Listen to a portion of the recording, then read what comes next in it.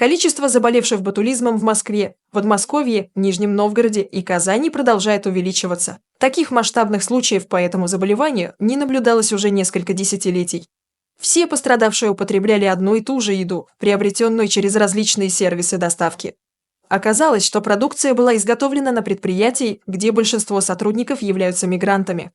Представьте себе, крупный бизнес с оборотом в 3 миллиарда рублей прекратил свою деятельность из-за того, что прилежный работник из Таджикистана не соблюдал требования Санпина. Они, бедные шефы, не замечали этого.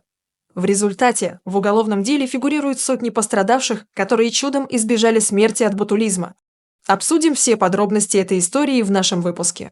Просьба подписаться на наш канал, чтобы не пропустить новые видео. Первым о массовой госпитализации москвичей сообщил телеканал РЕН-ТВ. По первоначальной информации, от 15 июня число жертв отравления составляло 10 человек. В тяжелом состоянии находились 8 из них, 2 были подключены к аппарату искусственной вентиляции легких. Однако, по данным Московского департамента здравоохранения, речь шла не о массовом отравлении, а о нескольких отдельных случаях.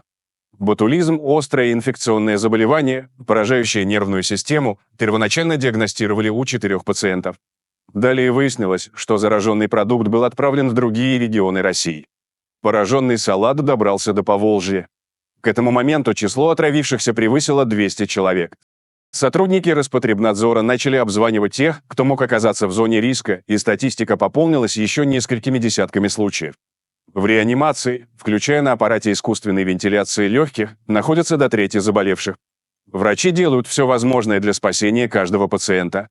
Ситуация действительно серьезная, ведь смертельные случаи при ботулизме, увы, не редкость. В столичном главном следственном управлении сообщили, что в рамках расследования уголовного дела об отравлении более 100 жителей Москвы и еще почти сотни жителей других регионов России было задержано несколько подозреваемых. Это руководитель отдела качества, генеральный директор компании «Савонка», которая производит фасоль, и генеральный директор сервиса доставки «Кухня на районе». Позавчера Следственный комитет сообщил о задержании 4-го фигуранта, повара-мигранта из Таджикистана Карима Нарматова. Этот трудолюбивый специалист приготовил более 2000 порций салата лобио. Когда скандал начал набирать обороты, Карим Нарматов попытался покинуть страну, собрав свои вещи и отправившись домой. Однако его успели задержать, и теперь он находится в следственном изоляторе, где будет находиться в ближайшее время. Расследование и выполнение экспертиз продолжаются.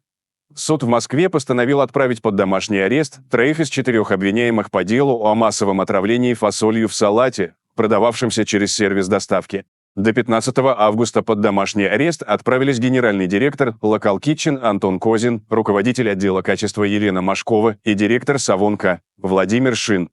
Им было предъявлено обвинение в оказании небезопасных услуг. Карима Нарматова, который по указанию своего руководства готовил и фасовал фасоль, арестовали и отправили в следственный изолятор до 15 августа. Следствие установило, что Нарматов и другие фигуранты дела изготовили 2336 порций лобио. Более 120 человек, которые съели этот салат, были госпитализированы в Москве, Подмосковье и других регионах с диагнозом ботулизм. По данным следствия, Нарматов готовил фасоль и упаковывал ее в вакуумные упаковки с минимальными финансовыми затратами. Проще говоря, качество продукта было сильно занижено ради экономии средств. Несмотря на то, что «Кухня на районе» имела оборот в 3 миллиарда рублей за прошлый год, их производство размещалось в крайне некачественных условиях. Проект «Кухня на районе» был запущен в 2017 году. Благодаря своей модели доставки компания пользовалась большой популярностью во время коронавирусной пандемии.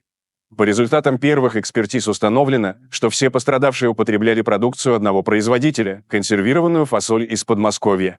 В процессе расследования также выяснилось, что несколько иностранных граждан были незаконно зарегистрированы и работали на предприятии, производившем опасные продукты. Возбуждено уголовное дело об организации незаконной миграции, и проверка охватит все аспекты деятельности этой компании. Следственные действия активно ведутся, в первую очередь, на складах. В ведомстве уточнили, что вместе с сотрудниками Роспотребнадзора изучается служебная документация организаций, занимавшихся производством и поставкой продукции. Позже появилась информация о том, что при осмотре прилегающей к складским помещениям территории была обнаружена продукция, от которой пытались избавиться сотрудники предприятия. Бывшие сотрудники компании, где проходят обыски, анонимно сообщили журналистам, что практически 99% работников – мигранты, многие из которых халатно относились к своим обязанностям. Кроме того, был нарушен температурный режим в помещениях, где изготавливались салаты. Самое удивительное в этой истории то, что до недавнего времени продукция этого производителя получала высокие оценки от потребителей за свою свежесть и сочность. Возникает множество вопросов. Как такое крупное предприятие могло работать в столь ужасных условиях без соблюдения норм и с множеством нелегалов? Неужели не проводилось никаких проверок? Или проверки были подкуплены? Эксперты, узнав подробности резонансного дела, выдвинули неудобную версию, которая особенно актуальна в условиях неконтролируемого потока мигрантов. Это похоже на спланированную акцию. Политолог Алексей Живов выразил тревожные предположения, узнав о задержании повара из Таджикистана. Не знаю, что там думают следственные органы, но на первый взгляд это похоже на спланированный и хорошо выполненный биологический теракт. И снова в центре внимания таджики. Внимание! Вопрос, сколько еще граждан России погибнет, прежде чем будут решены миграционные вопросы, эмоционально пишет Живов. Массовое отравление шаурмой в кафе, где работают мигранты, происходит в России с пугающей регулярностью. Пора задуматься, не делают ли это приезжие повара сознательно, или все можно объяснить интернациональной небрежностью. Не секрет, что в точках быстрого питания часто работают мигранты, и зачастую их отношение к работе оставляет желать лучшего. Кроме того, киоски со стритфудом редко уделяют должное внимание соблюдению санитарных норм. Политолог Марат Баширов в своем канале справедливо отметил, что сейчас лучше воздержаться от всевозможных доставок, так как возможны диверсии. В этих фирмах в основном работают мигранты, и проникнуть туда, чтобы что-то подмешать, расплюнуть. Лично я сделал вывод относительно готовой еды и доставок. Время такое, заключил политолог. Но почему-то думается, что на самом деле нет и не было никаких диверсий и спланированных акций. Все это следствие того, что мигранты проникли в сферу общественного питания. Пользователи социальных сетей активно обсуждают случившееся и оставляют множество возмущенных комментариев. Вот некоторые из них. У меня таджики-соседи по даче, многие моют из чайника, в котором чай себе готовят прямо на улице. О какой чистоплотности может идти речь? Очень большая ошибка пускать их в общепит и торговлю тоже, считает Андрей. Они сами являются переносчиками многих заболеваний, нужно проверять их медкнижки и вообще не пускать их в сферу торговли, пишет Мария. Спохватились. Во всех фасовочных цехах всех торговых сетей на 80-90% работают мигранты. Местное только начальство, и то далеко не все. Зайдите на кухню любого ресторана или кафе, увидите там минимум половину сотрудников-мигрантов. Кто не хочет пересекаться с продукцией иностранных рабочих, тот должен переходить на натуральное хозяйство, комментирует Дмитрий. С высоких трибун заявляют, мигрантов завозят на стройки. Как они оказываются в общепите?